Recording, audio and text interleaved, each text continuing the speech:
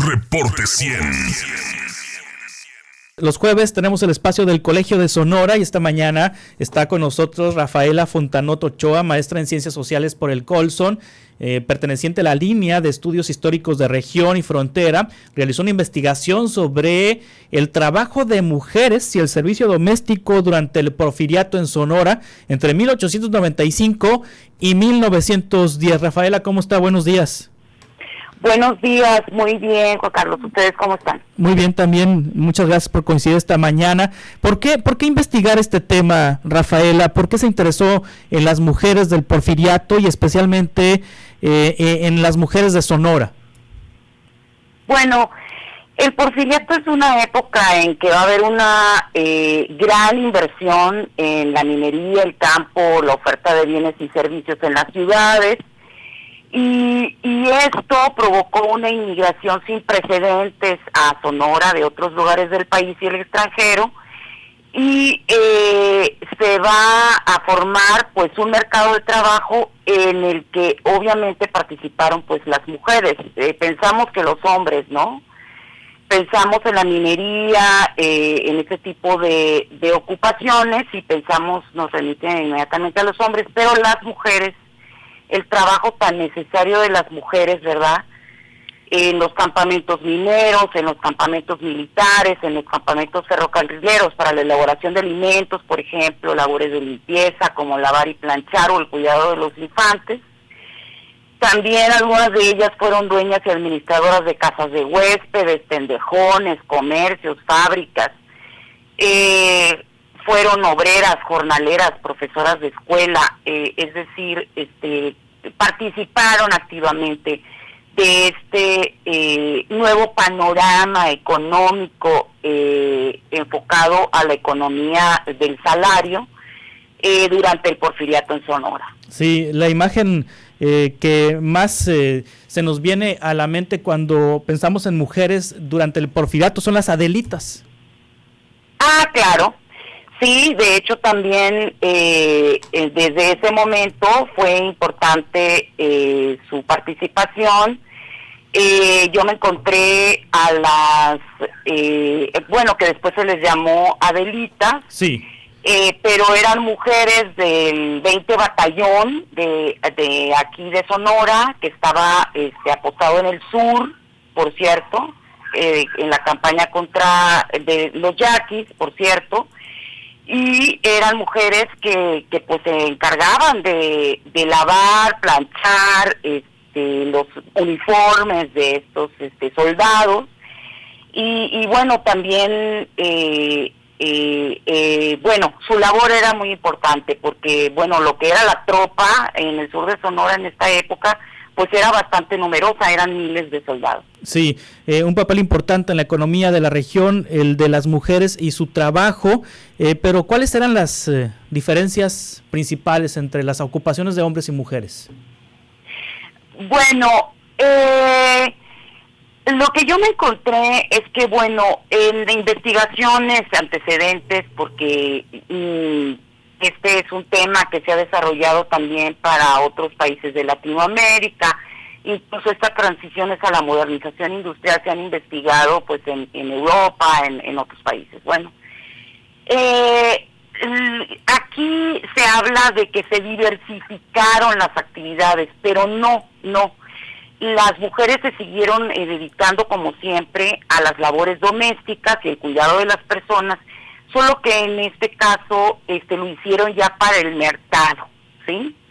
Entonces vamos a encontrar a las mujeres, y esto es importante pues resaltarlo, en labores relacionadas pues con las labores domésticas, pero en todos los centros de trabajo, o sea, ya fuera un campamento minero, un hospital, incluso en las fábricas, etcétera, ¿no? Bueno, que también fueron obreras y tal.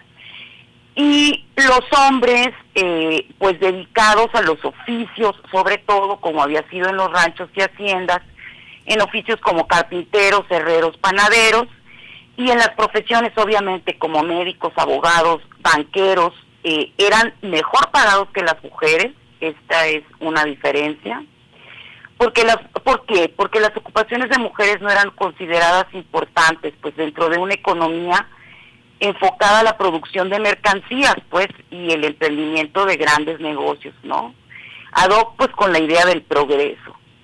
Y va a ser en este momento donde habrá una mayor estratificación dentro de la división social del trabajo, y pues uno de esos factores de desigualdad va a ser el género, ¿no? Aparte de la clase social, y ahí es donde queremos llegar cuando hablamos de estas diferencias principales que se convierten en desigualdad en este momento, ¿no?, de la historia. Sí, dedicadas al servicio doméstico, la mayoría.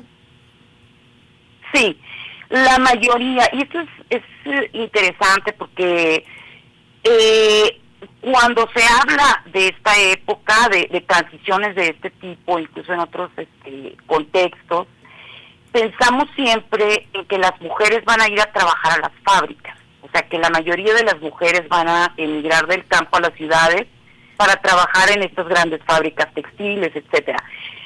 En Sonora no fue distinto, solo que la industria era pequeña. Y estos nuevos aires, pues, de progreso, de una economía de acumulación de capital, de producción de excedentes, estaba más bien enfocado a la agricultura comercial. Entonces, estas mujeres que van a emigrar o se van a mover entre los distritos de Sonora, porque va a haber una gran movilidad, va a ser principalmente al servicio doméstico, de allí su importancia, pues, pero hay que pensar, ubicarnos en la época en que no había electrodomésticos, por ejemplo. Entonces, el servicio doméstico se dedicaba a labores que ahorita están mecanizadas, por ejemplo, ¿no? Incluso el servicio doméstico tenía que, por ejemplo, dedicarse de acarrear el agua, ¿no? Porque pues no había por tuberías, en fin, forma de hacerlo llegar a las casas. Entonces, para producir alimentos, por ejemplo, ¿no? Como la carne seca, el queso, en fin, ¿no? Sí, las mujeres del servicio doméstico, ¿quiénes eran? Rafaela Fontanoto Ochoa, maestra en Ciencias Sociales por el Colegio de Sonora. Había menores de edad, me imagino. Fíjate que sí, de hecho yo estuve trabajando en un rango de los 16 a los 65 años, porque era la edad de la población económicamente activa en ese periodo, pero yo me encontré en las fuentes mujeres mucho menores, hasta de 11 años, trabajando como servicio doméstico. Que bueno, que esto ya es incluso trabajo infantil, ¿verdad? Pero bueno, eso ya salía de los límites de mi investigación. Pero sí encontramos mujeres, sobre todo solteras, algunas después seguido de las casadas, y eran algunas indígenas, ¿sí? Porque el servicio doméstico, la forma en que llegaban a estas casas y estos ranchos, las mujeres del servicio doméstico, algunas eran porque habían sido parte de alguna familia de rebeldes yaquis, por ejemplo. Entonces, cuando era apresada esta familia, a los niños y a las mujeres los repartían en las casas de familias de clase alta en Sonora. Esto es una costumbre que de muchísimo tiempo en Sonora, incluso antes del porfiriato, que se practicó como un escarmiento, ¿verdad? A estos rebeldes yaquis que se atrapaba a los hijos de estas familias, a las mujeres, y se les ponía en el servicio doméstico de estas familias de notables, ¿sí? Sí.